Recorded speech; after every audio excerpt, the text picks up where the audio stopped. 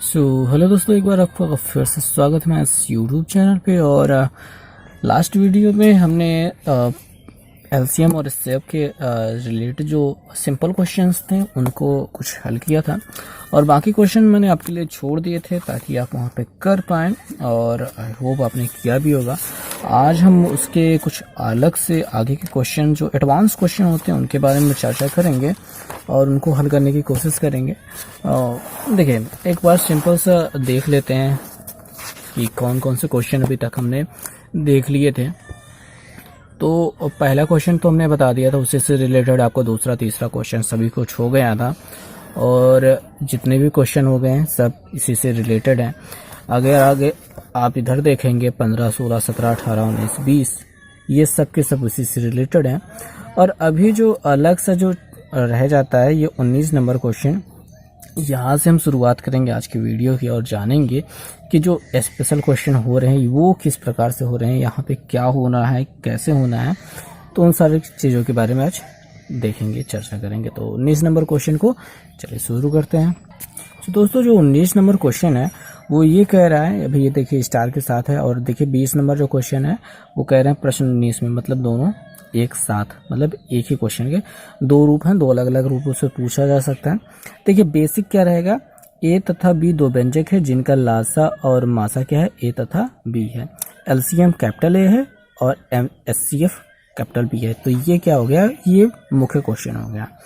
अब उसके लिए जो पहला क्वेश्चन बनता है, यदि ए प्लस बी बराबर ए प्लस बी, तब इनमें से कौन सा सही होगा। और दूसरे जो क्वेश्चन बनेगा प्रश्न संख्या 19 में निम्न में से कौन सा कथन सत्य है, उसे को लेकर के इसको छोड़ करके, ठीक है, इसको छोड़ करके फिर से कौन सा इनमें से सही हो सकता है। तो ये हमको यहाँ पे समझना है, जानना है, देखना है कि क्या हो सकता है। तो चलिए स्टार्ट करते हैं, देखते हैं कि क्या कर सकते हैं इस क्वेश्चन में। तो दोस्तों, यहाँ पे जो क्वेश्चन है वहाँ पे हमने संख्याओं यानी कि व्यंजक जो ए और बी दिए थे और उनका जो लासा है और जो मासा है उनको हमने लिख लिया है, साथ में जो दिया गया था उसको भी लिख लिया। अब चूंकि व्यंजक और उनका एलसीएम एचसीएफ के बीच में एक संबंध होता है कि व्यंजकों का गुणनफल एलसीएम और एचसीएफ के गुणनफल के बराबर होता है, तो पहला तो ये आपको दिया गया है। दूसरा क्या हो जाएगा, ए बी बराबर हो जाएगा ए इंटू बी, ये दूसरा आपको रिलेशन हो जाएगा। अभी हम यहाँ पे संबंध की बात कर रहे थे, तो संबंध सीधे सीधे आपका विकल्प में दिया गया है, बिकॉज विकल्प के आधार पर ही आप जांच करेंगे कि कौन सा विकल्प सही है। यहाँ पे अलग से कुछ स्पेशल तरीके से यानी उनमें से निकल कर के नहीं आएगा। तो यहाँ पे हम देख रहे हैं कि स्क्वायर वाला रिलेशन ले रहा है, साथ में सिंगल मतलब कि बिना घात वाला, घात एक वाला रिलेशन ले रहा है। और तो हम यहाँ पे घात दो वाले रिलेशन पर पहुँचेंगे कि कैसे पहुँच सकते हैं, और घात एक पर यानी कि बिना घात वाले पे कोई रिलेशन ज़्यादा वैसे तो बनेगा नहीं। जो बनना था ये दिया गया है, और जो बनना था ए बी बराबर ए इंटू बी, वो वाला कैपिटल लेटर वाला बना है, तो वो तो यहाँ पे बन नहीं पा रहा है। तो घात दो वाला रिलेशन यहाँ पे देखते हैं कैसे बनेगा।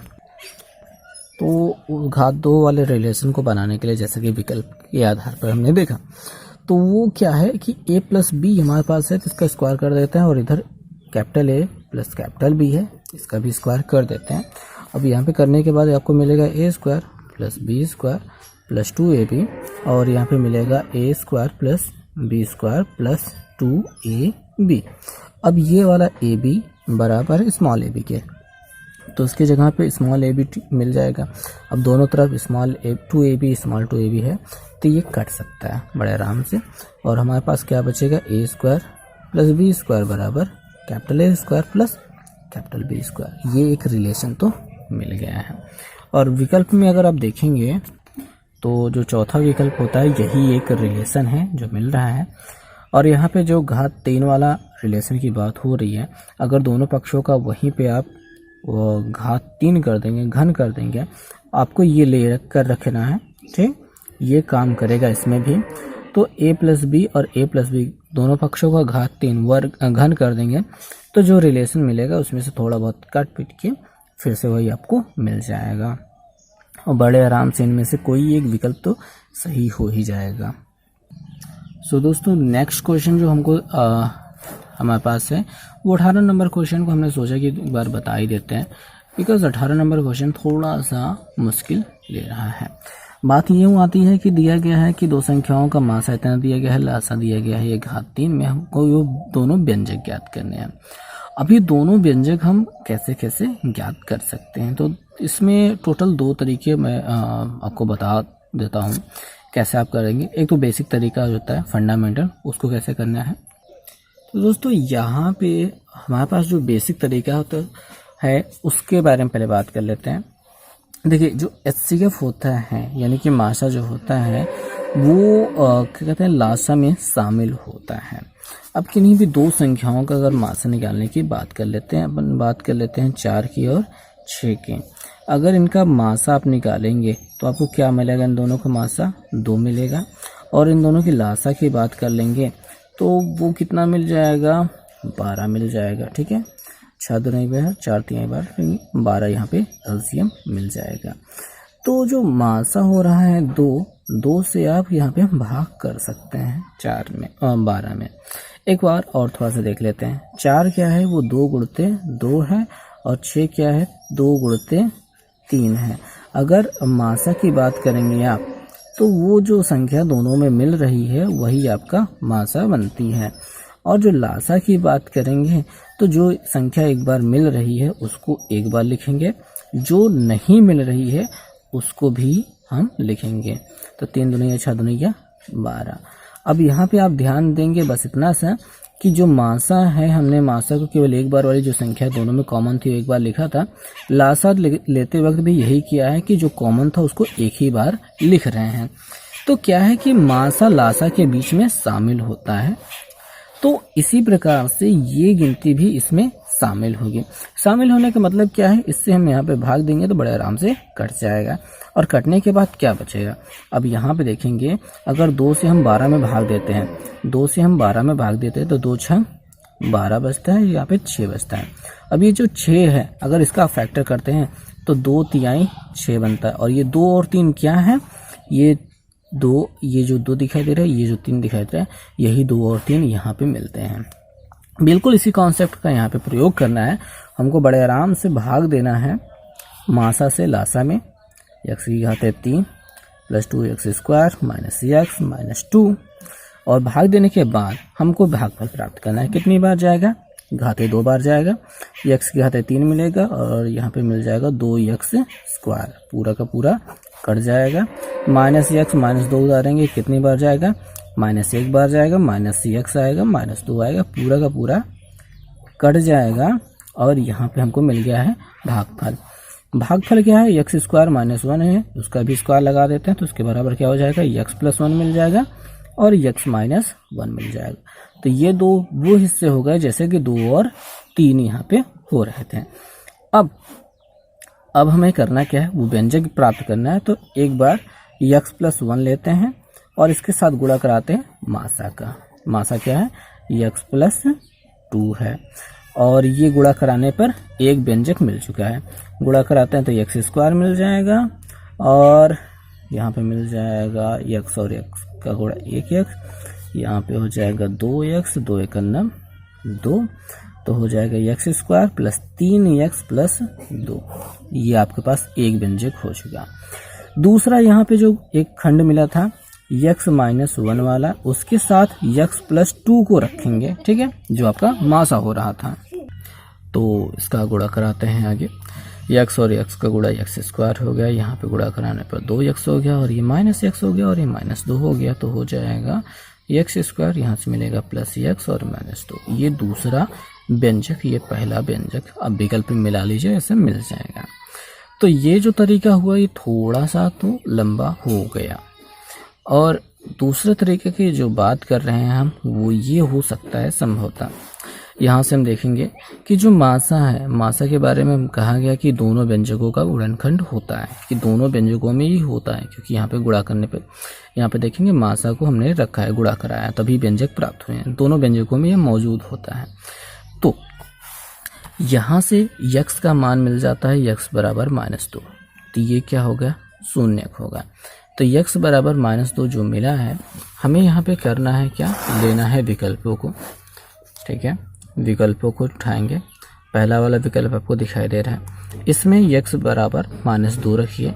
अगर ये पद 0 आ जाता है तो ये इसका गुणनखंड होगा, और अगर नहीं आता है तो नहीं होगा। बहुत सिंपल सी तरीका है। तो हमको यहाँ पे बारी बारी से सभी विकल्पों में रख करके चेक करना है कि किसमें शून्य मिल पा रहा है, किसमें नहीं मिल पा रहा है। तो इस तरीके से आप ज्ञात कर सकते हैं कि ये इसका ये व्यंजक है कि नहीं है। यहाँ से मिलेगा x -2, x बराबर -2, तो यहाँ पे -2, यहाँ पे -2, मुजबानी करना है, ठीक है। यहाँ पे -2 रखेंगे तो 2 नहीं है 4 हो जाएगा, यहाँ पे -2 रखेंगे 2 3 6 हो जाएगा, वो भी प्लस में। जोड़ने पर ये क्या हो जा रहा है 6, और यहाँ पे 4, 6 4 10, 10 2 12।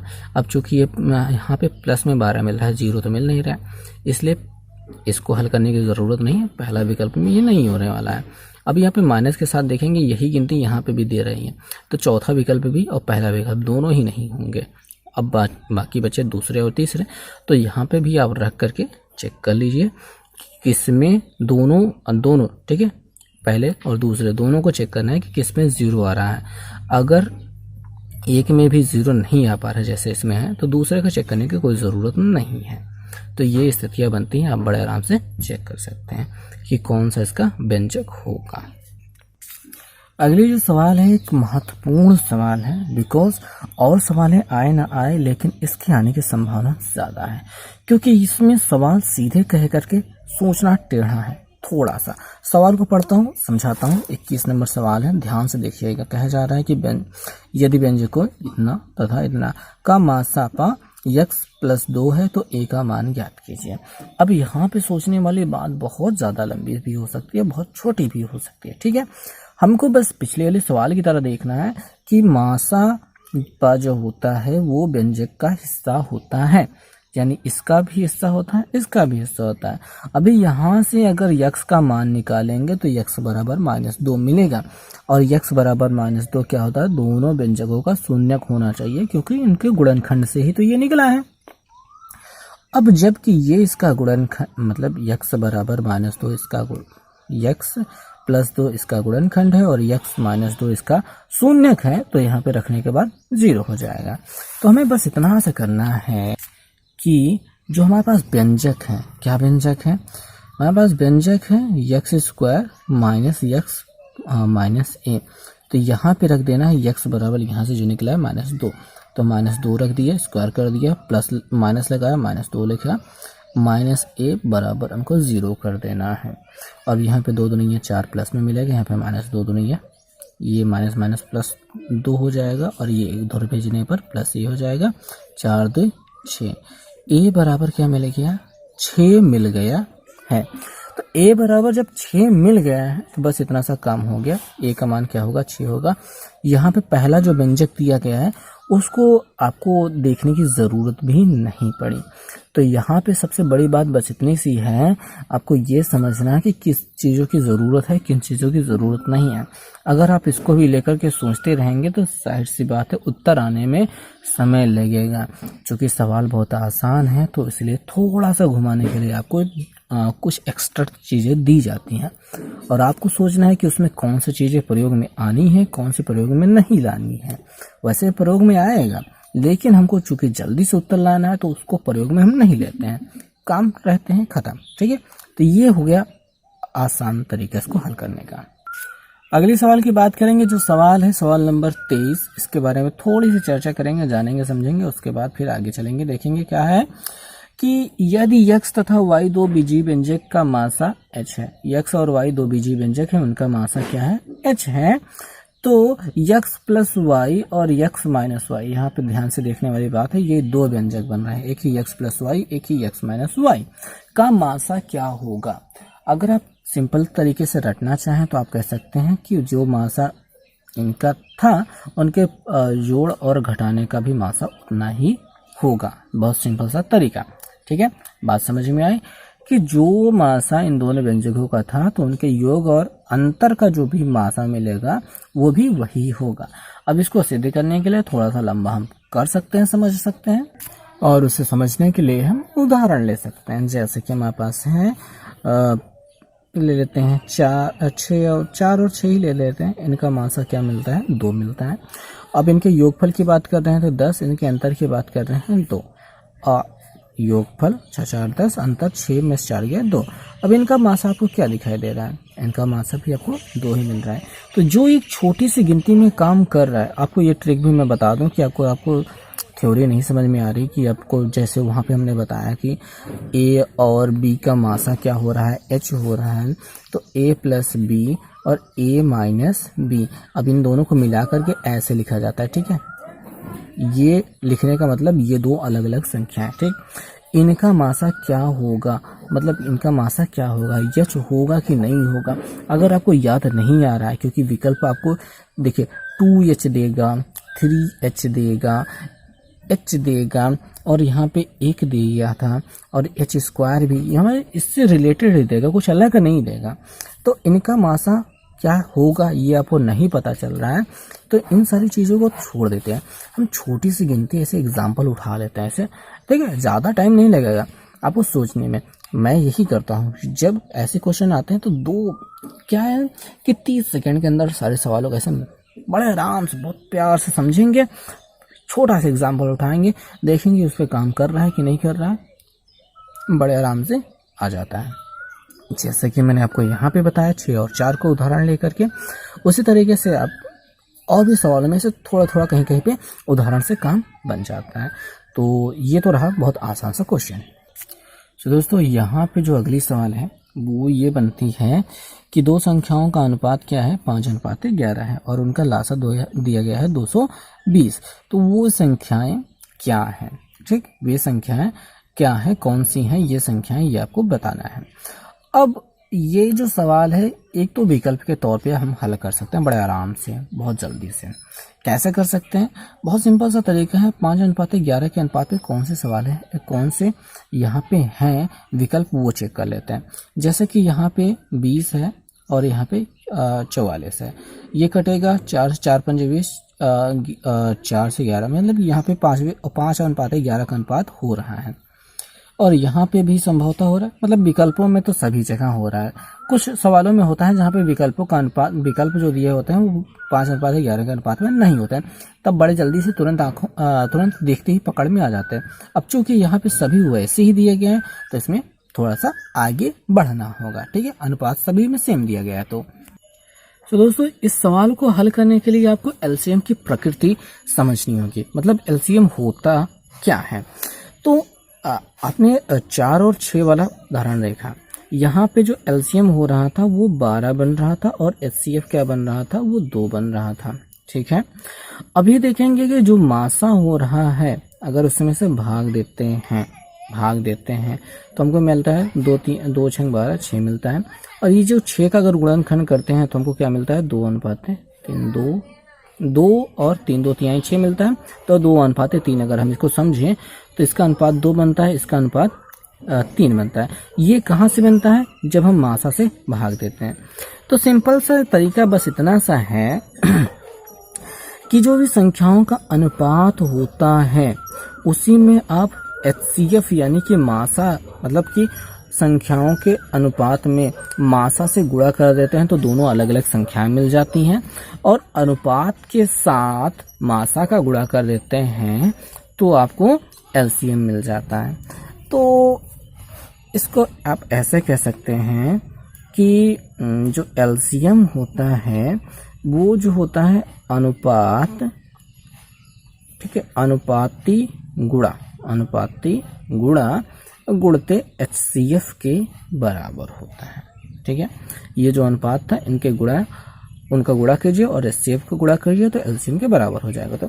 तो यहाँ से एचसीएफ अगर आप निकालना चाहें तो निकाल सकते हैं। कैसे निकालेगा, तो एलसीएम जितना बनता है 220 बनता है, उसमें भाग कर दीजिए 5×11 से, तो 11 तो नहीं है 22 हो जाएगा, 5 चौके 20 हो जाएगा, तो 4 मिल गया एचसीएफ। अब ये जो 4 मिल गया है, इसी 4 का क्या कर रहे हैं, सभी में, दोनों में अलग अलग गुणा कर दीजिए। तो 5 चौके 4 पंजे 20, ये पहली गिनती हो जाएगी, 11 चौके 44, ये दूसरी गिनती हो जाएगी। यही संख्या हमको तो निकालनी थी। तो ये रहा इस सवाल को हल करने का तरीका, बहुत आसान तरीके से सवाल का उत्तर आ चुका है। थोड़ा सा और गहन अध्ययन करेंगे, इस पर थोड़ा और विचार करेंगे तो बड़े आराम से आ जाएगा। तो इस वीडियो में बस इतना ही। देखने के लिए बहुत बहुत धन्यवाद।